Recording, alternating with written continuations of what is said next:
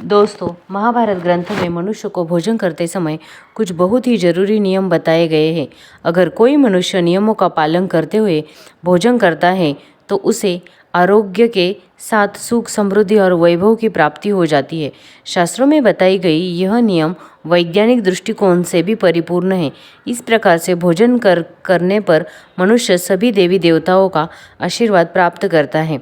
अगर आप भोजन करते समय इन नियमों का पालन अवश्य करें। आइए बिना देरी किए जान लेते हैं वह कौन से नियम हैं।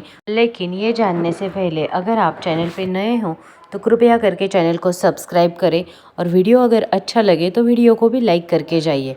और साथ ही साथ कमेंट में आप ये वीडियो कहाँ से देख रहे हैं ये भी ज़रूर बताइएगा। सबसे पहली बात, भोजन करने से पहले 5 अंग, 2 हाथ और पैर और मुख, इनको अच्छी तरह से धोकर ही भोजन करना चाहिए।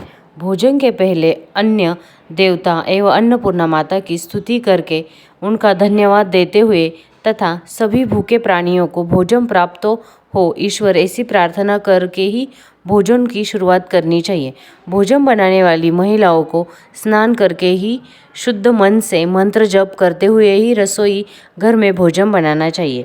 सबसे पहले 3 रोटियां एक गाय के लिए, एक कुत्ते के लिए और एक कौवे के लिए अलग निकाल कर फिर अग्निदेव को भोग लगाकर ही घर वालों को खिलाना चाहिए।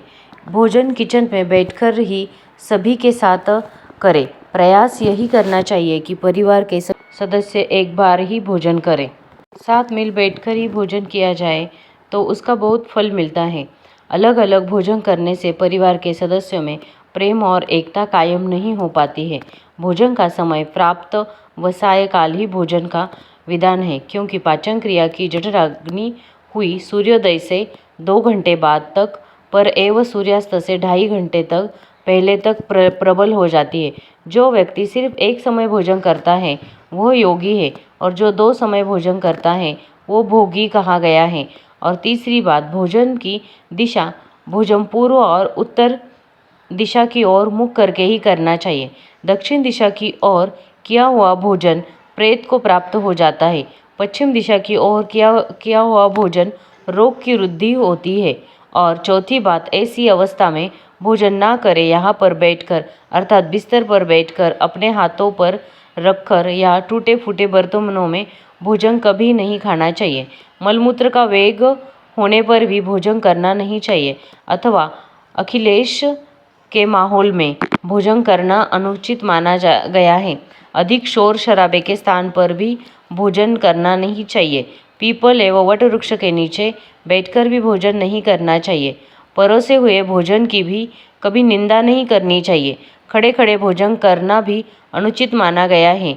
जूते पहनकर यह सिर ढककर भोजन नहीं करना चाहिए। आइए अब जानते हैं कि भोजन कैसा होना चाहिए।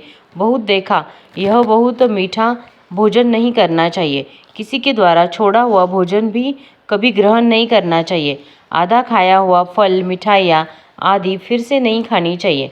खाना छोड़कर उठ जाने पर दोबारा है तभी करना नहीं चाहिए।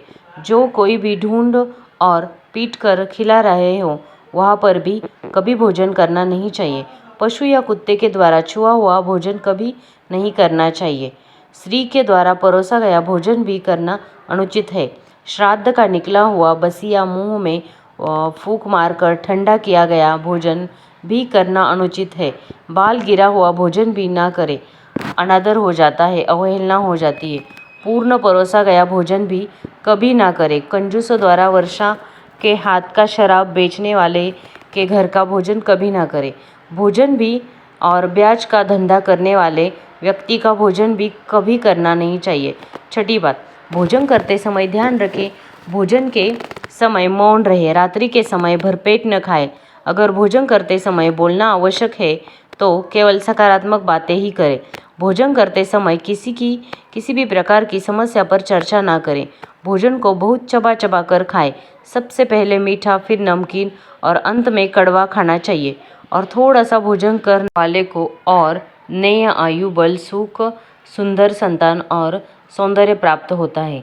7 बुध भोजन के पश्चात क्या नहीं करना चाहिए। भोजन के तुरंत बाद पानी या चाय नहीं पीना चाहिए। भोजन के ऊपर 4 घुड़सवारी दौड़ना, बैठना, शौच आदि प्रकार के कार्य नहीं करने चाहिए। भोजन के बाद क्या करें? भोजन के पश्चात दिन में भोजन करने के पश्चात टहलना चाहिए और रात्रि के समय 100 कदम टहलकर बाई करवट लेकर लेटना चाहिए। वज्रासन में बैठना चाहिए। भोजन का पाचन अच्छे से हो जाता है। भोजन के घंटे के बाद मीठा दूध एवं फल खाने से भोजन का पाचन अच्छी तरह से हो जाता है। भीष्म पितामह ने अर्जुन को दिया महत्वपूर्ण संदेश में कहा गया है कि जिस थाली को किसी का पैर लग जाए और उस थाली का त्याग करना चाहिए। ऐसी थाली विस्तार के समान त्याज्य होती है। भीष्म पितामह कहते हैं कि भोजन के दौरान थाली में बाधा आने पर उसे वहीं पर छोड़ देना चाहिए। कुछ लोग ऐसे मानते हैं कि पति पत्नी ने एक ही थाली के बीच खाने से उनके बीच का प्यार बढ़ता है, रिश्ते मजबूत होते हैं। लेकिन शास्त्रों के अनुसार ये निषेध है, क्योंकि धार्मिक ग्रंथ और शास्त्र में पति पत्नी को एक थाली में भोजन न करने की सलाह देते हैं। उनका ये मानना है कि पति पत्नी ने एक थाली में भोजन खाने से घर में दरिद्रता आ सकती है, कुछ विपदा आ सकती है। लेकिन साथ ही साथ उसमें यह भी बताया गया है कि अगर पति की झूठी थाली पत्नी खा ले तो उससे सुख समृद्धि बढ़ती है। इस पर आपकी क्या राय है? पति पत्नी ने एक थाली में भोजन खाना चाहिए या नहीं चाहिए? कमेंट में ज़रूर बताओ, जो भी आपका मानना हो। मेरे ख्याल से तो दोनों भी बातें सही है और आज के युग में हम एक्सेप्ट भी करते हैं कि एक थाली में खाना खाने से प्यार बढ़ता है।